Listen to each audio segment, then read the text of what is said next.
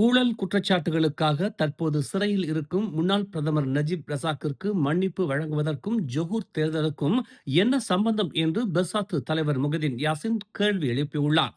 11 ஆண்டுகளுக்கு முன்பு 1MDB தொடர்பான விமர்சகர்களில் தாமும் ஒருவராக இருந்த முகைதீன், நஜீப் ஏற்கனவே குற்றவாளி என தீர்ப்பளிக்கப்பட்டவர் என கூறினார். ஜேசிக்கில் சராமாவில் பேசிய முகைதீன், நஜீப் சிறையில் இருந்து விடுவிக்கப்படுவதை நீங்கள் ஒப்புக்கொள்கிறீர்களா என்று கூட்டத்தினரை பார்த்து கேள்வி எழுப்பினார்.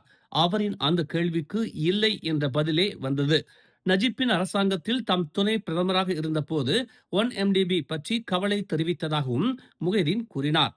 இதனை அடுத்து 2015ஆம் ஆண்டு துணை பிரதமர் பதவியில் இருந்து முகைதீன் நீக்கப்பட்டார். முன்னதாக நஜீப்பின் மகன் நஜீபுடீன் ஜொகூர் தேர்தலில் பரிசான் நேஷனல் பெறும் வெற்றி மக்கள் நஜீப்பிற்கு தொடர்ந்து ஆதரவளிப்பதை காட்டும் என்றும் அவருக்கு அரச மன்னிப்பு கிடைக்கும் என்று தாம் நம்புவதாகவும் கூறினார் என்பது குறிப்பிடத்தக்கது. மலாய் மேலாதிக்கத்தை அடிக்கடி முன்னிறுத்தும் அரசியல் கட்சிகள் மலாய் ஒதுக்கீட்டு நிலங்களை மற்றவர்களின் கைகளில் வீழ்வதை அனுமதிப்பதை பிரதமர் அன்வார் இப்ராஹிம் விமர்சித்துள்ளார். தேர்தல்களின் போது ஆதரவையும் வாக்குகளையும் திரட்டுவதற்காக இந்த விவகாரம் அடிக்கடி அரசியல் ஆதாயத்திற்காக பயன்படுத்தப்படுவது குறித்து அவர் தனது ஏமாற்றத்தை வெளிப்படுத்தினார். மேலும் மலாய்க்காரர்களின் நலன்களின் பாதுகாப்பு வெளிப்படையான நடவடிக்கைகள் மற்றும் கொள்கைகள் மூலம் வெளிப்படுத்தப்பட வேண்டும் என்றும் அவர் கூறினார். தேர்தல்கள் நெருங்கும் போது பூமிபுத்ரா அல்லது மலாய்க்காரர்களின் உரிமைகள் அல்லது மலாய்க்காரர்கள் வாழ்க என்று வெறுமனே கூச்சலிட்டுவிட்டு ஆட்சிக்கு வந்த பிறகு மலாய்க்காரர்களுக்கான ஒப்பந்தங்கள், திட்டங்கள், சொத்துக்களை பறித்துக் கொள்ளாதீர்கள் என்று தம்போய் நகரில் நடந்த இளைஞர்கள் கூட்டத்தில் அவர் கூறினார். மலாய் மேலாதிக்கம் பற்றி அடிக்கடி பேசும் கட்சிகளிடம் தாம் கேட்க விரும்புவது, கடைசியாக எப்போது நீங்கள் மலாய் ஒதுக்கீட்டு நிலங்களை உருவாக்கினீர்கள்? எனக்கு தெரிந்தவரை பெரும் அளவிலான மலாய் ஒதுக்கீட்டு நிலங்கள் மற்றவர்களிடம் இழக்கப்பட்டுள்ளன என்று அன்வார் குறிப்பிட்டார்.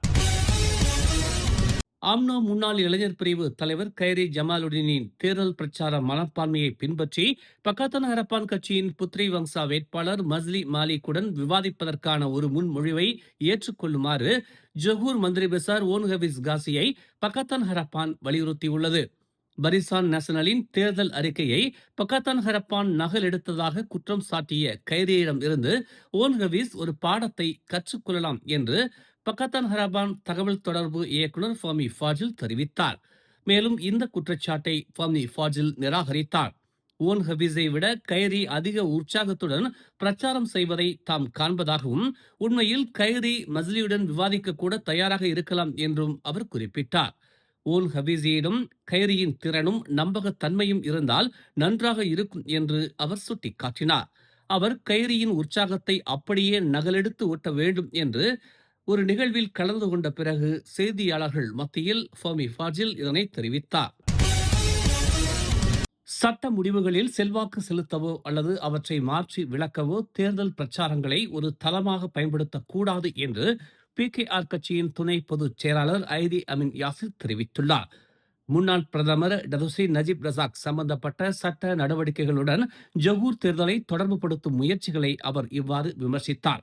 மேலும் பரிசான் நேஷனல் வெற்றியானது நஜீப்பிற்கான ஆதரவை குறிக்கும் என்றும் அரச மன்னிப்புக்கான வாய்ப்புகளை மேம்படுத்தும் என்றும் கூறும் கருத்துகளையும் அவர் கேள்விக்குள்ளாக்கினார். தேர்தல்கள் என்பவை அரசாங்கங்களை அமைப்பதற்கான ஆணைகளை தீர்மானிப்பதற்காகவே அன்றி எந்த ஒரு தனிநபரின் சட்ட அல்லது தனிப்பட்ட விஷயங்கள் மீதான பொது வாக்கெடுப்புகளாக செயல்படுவதல்ல என்று அமீன் கூறினார். ஜொகூர் வாக்காளர்கள் யாருடைய தனிப்பட்ட சூழ்நிலைக்கும் பிரதிநிதிகளாக வாக்களிப்பதில்லை. அவர்கள் ஆளுகை குறித்த முடிவுகளை எடுக்கிறார்கள் என்று அவர் தெரிவித்தார். சுமார் 2 மில்லியன் ரிங்கிட் மதிப்புள்ள 3 கிலோ ஹெராயினை கடத்த முயன்றதாக கூறப்படும் மலேசியர் ஒருவர் மக்காவ் சர்வதேச விமான நிலையத்தில் கைது செய்யப்பட்டுள்ளார். 24 வயது அந்த நபர் ஜூன் 20ஆம் தேதி இரவு தென்கிழக்கு ஆசிய நாடு ஒன்றிலிருந்து விமானத்தில் வந்திறங்கியதாக மக்காவ் காவல்துறை தெரிவித்துள்ளது. கிடைத்த தகவலின் அடிப்படையில் போதைப்பொருள் தடுப்பு பிரிவு அதிகாரிகள் சந்தேக நபர் தனது பதிவு செய்யப்பட்ட பயண பெட்டிகளை எடுத்த பிறகு அவரை கைது செய்தனர். பயண பெட்டிகளை சோதனையிட்டதில் 49 பெட்டிகளில் சூறை மீன் பிஸ்கட்டுகள் கண்டுபிடிக்கப்பட்டன. ஒவ்வொரு பெட்டியிலும் 2 பிஸ்கட் பாக்கெட்டுகளும் சூறை மீன் ஸ்பிரெட் என்று பெயரிடப்பட்ட ஒரு கேனும் இருந்தன. இருப்பினும் பல கேன்களில் சூறை மீன் ஸ்பிரெட்டிற்கு பதிலாக வெள்ளை நிற பொடி இருப்பது கண்டறியப்பட்டது. பின்னர் மேற்கொள்ளப்பட்ட தடயவியல் சோதனைகள் கண்டெடுக்கப்பட்ட பொருள் 2987 கிராம் ஹெராயின் என்பதை உறுதிப்படுத்தின. இதன் மதிப்பு சுமார் 2 மில்லியன் ரிங்கிட் என மதிப்பிடப்பட்டுள்ளது. மலேசிய போதைப்பொருள் கடத்தல் கும்பல் ஒன்று விநியோகத்தை முடித்தவுடன் 3000 ரிங்கிட் தருவதாக உறுதி அளித்து அந்த நபரை ஆட்சேர்ப்பு செய்ததாக விசாரணையில் தெரிய வந்துள்ளது என்று காவல்துறை குறிப்பிட்டுள்ளது.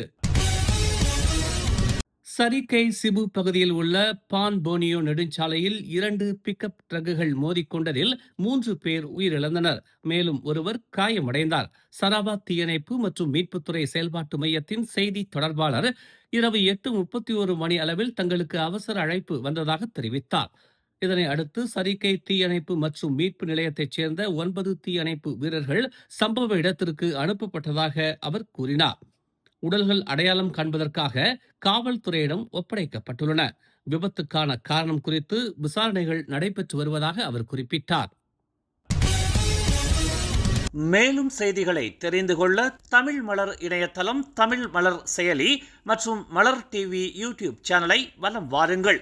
எங்களோடு இணைந்திருக்க மலர் டிவியை பதிவு செய்து கொள்ளுங்கள். உறவுகள் மகிழ்ந்திட விருப்பம் மற்றும் பகிர்வு சேவையை சொடுக்கிடுங்கள்.